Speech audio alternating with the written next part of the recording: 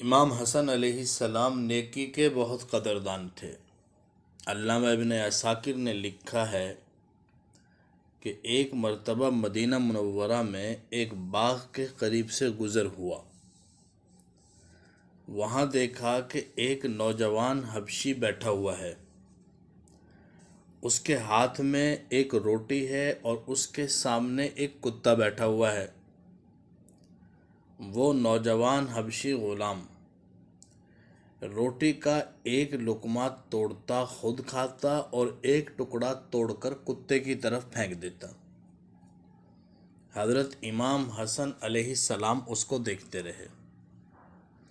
اس طرح اس نے پوری روٹی تقسیم کر دی، آدھی خود کھائی اور آدھی اپنے کتے کو کھلائی۔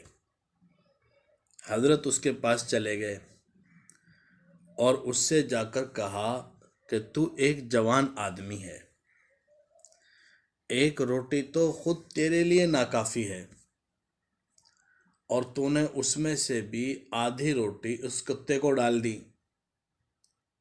وہ کہنے لگا کہ جب میں نے کھانے کے لیے روٹی نکالی تو یہ میری طرف دیکھنے لگا۔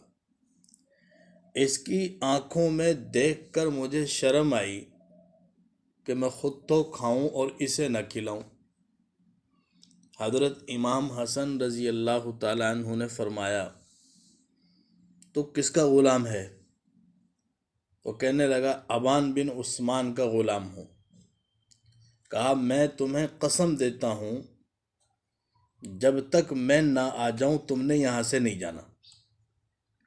ابان بن عثمان کے پاس چلے گئے اور اس سے کہا کہ مجھے تمہارا غلام چاہیے، میں وہ خریدنا چاہتا ہوں۔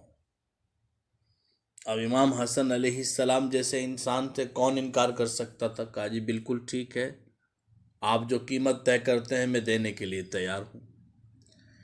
نہ صرف غلام خریدا، فرمایا مجھے صرف غلام نہیں، وہ سارا باغ بھی چاہیے احاطے سمیت۔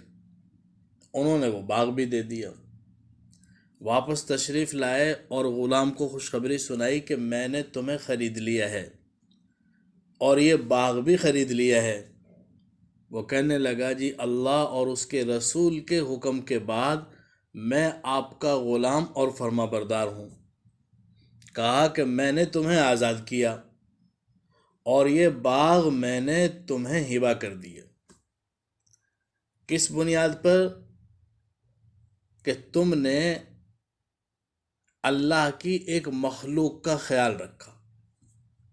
یہ ہے نیکی کی قدردانی، اچھائی کی قدردانی، کہ صرف اتنی سی نیکی کو دیکھ کر کہ اس نے کتے پر ترس کھایا، خود غلام کو خریدا، اسے آزاد کیا، باغ کا اسے مالک بنایا، باغ اسے ہبہ کر دیا۔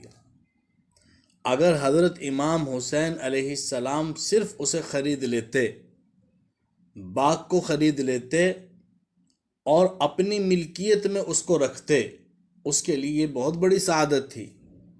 لیکن حضرت نے اس کے اوپر احسان کیا، اس کی نیکی کی قدردانی کی، اور کتنی بڑی قیمت دی اسے، کتنا نوازا کہ اس کو بھی خرید کے آزاد کیا اور اسے ایک بہت قیمتی باغ کا مالک بنا دیا۔